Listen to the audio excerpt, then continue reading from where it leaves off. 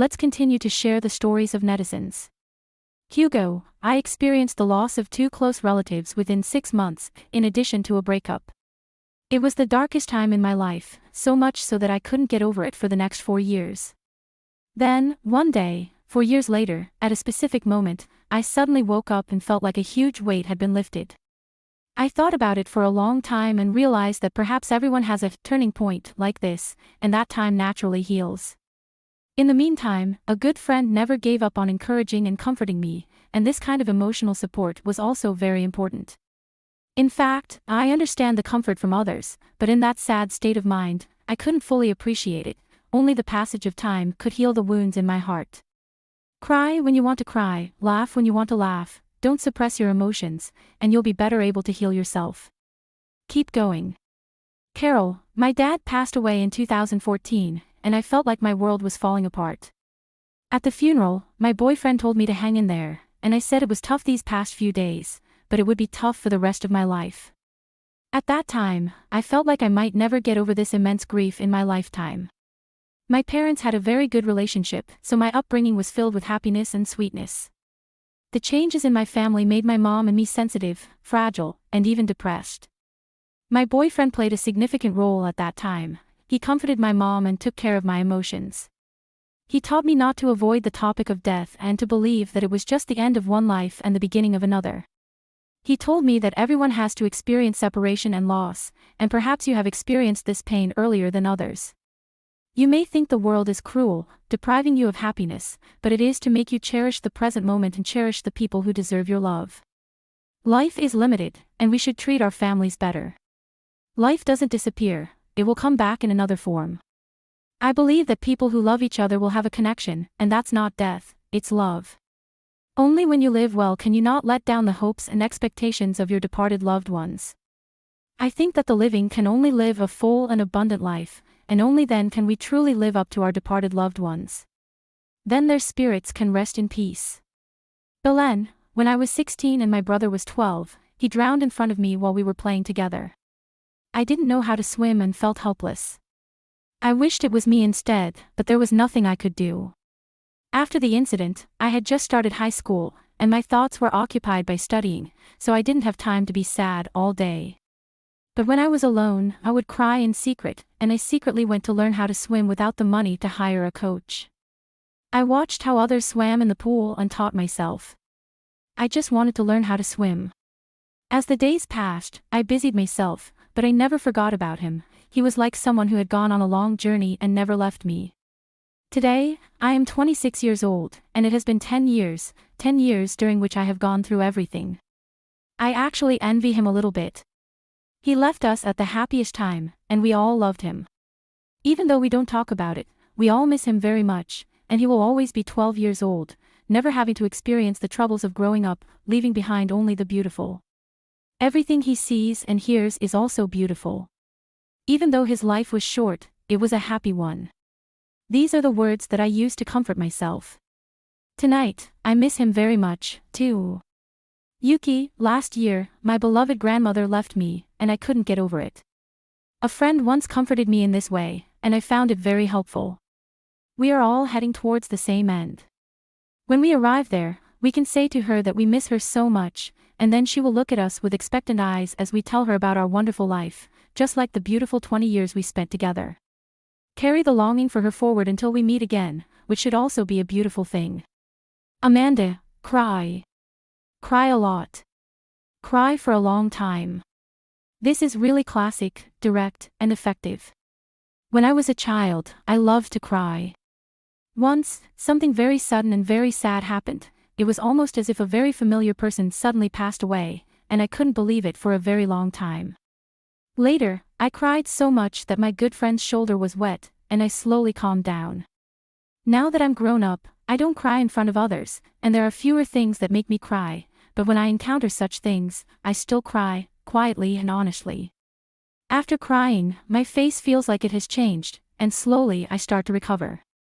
Hale, a public figure, gave a lecture at our school and said, when it comes to pain, it doesn't matter how you endure it, you just have to endure it.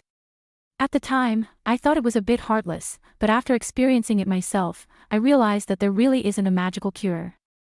Just living with the sadness and gradually walking out of it is the only way. There may be many external aids, such as confiding, working, exercising, volunteering, and entertainment, but ultimately, it is time that dissolves or deepens the pain. Ponyo, my younger brother, who grew up with me, passed away, and my heart felt empty. I can't stop crying every time I think of him, both then and now. I know that others cannot understand this kind of grief and it's difficult to talk about, but does time really have the power to diminish it? It doesn't. In fact, it doesn't need to. Even though it's sad, I still want to remember everything about him.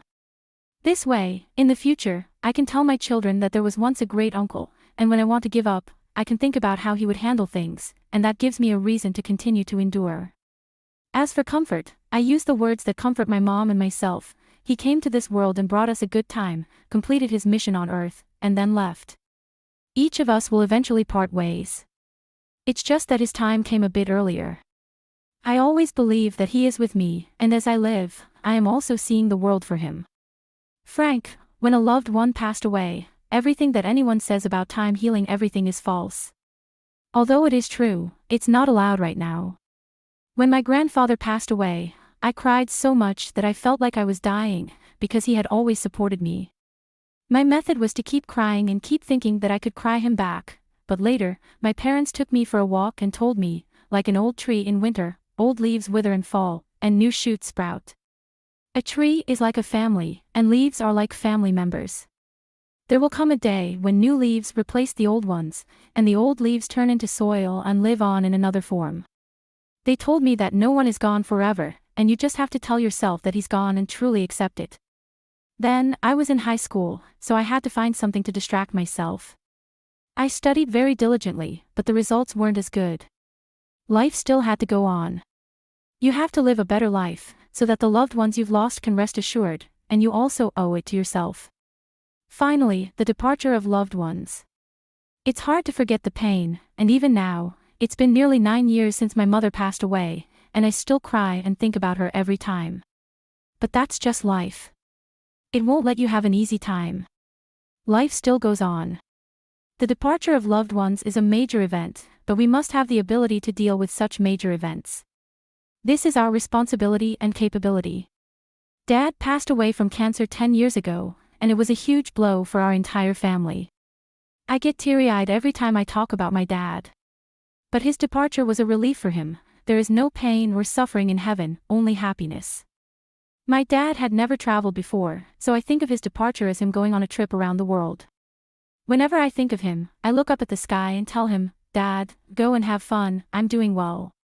Edward, after experiencing the death of loved ones, which happened when I was in 5th grade, 2 people, my seemingly strong and omnipotent father and my young, innocent brother, who seemed farthest from death in my eyes, the feeling I had was not one of collapse or grief, but that the heart that had never had a sense of existence suddenly felt incomplete, leaving behind an irreparable wound that has since become increasingly suffocating as I've grown older. I can't think of any specific moment that made me realize this, but as I became aware of my responsibility for self-improvement and taking care of my mother, I started to live with a positive attitude. I especially like this line from The Lion King, "The past can hurt, you can even run from it or learn from it." In the face of past suffering, many people either avoid it or become immersed in it, but when I think, if our departed loved ones saw me like this, how disappointed would they be? I feel that I can't stay in the shadow, because they are not there, and neither are the departed. Ultimately, the departed are still with us. Memories are life. I explore the world with the eyes of my departed loved ones. Afia, I am someone who processes emotions very slowly. My dad passed away a year ago, and at the time, I felt completely at a loss. I rarely shed tears, and sometimes I thought it was numbness, and sometimes I thought it was strength. It wasn't until one day, when I woke up from a nap after crying my eyes out with my best friend, that I realized that it was fear of touching the emotions. When you're feeling sad and upset, try writing in a diary. In psychology, it is said that blindly reliving memories in your mind only deepens the pain, but writing down your pain in a diary can significantly alleviate your sadness. I've tested this myself, and it's really effective. Sometimes, when you're sad, let your emotions flow naturally, but be sure to adjust in a timely manner and not become overly immersed in it. I hope my dad is doing well in another world. If a friend around you has had such an experience, many comments have mentioned that the greatest comfort is companionship. Words are hollow at such times, and silent companionship is the greatest comfort. I really like this passage. If each person is a small planet, then the departed loved ones are the dark matter around us. I hope to see you again, and I know I won't see you again. But your gravity is still there. I am grateful for the time we shared, and while you were here, you changed the trajectory of my life. Even if we can't meet again, you are still the reason my world hasn't fallen apart, and I am exploring the world with the eyes of my departed loved ones.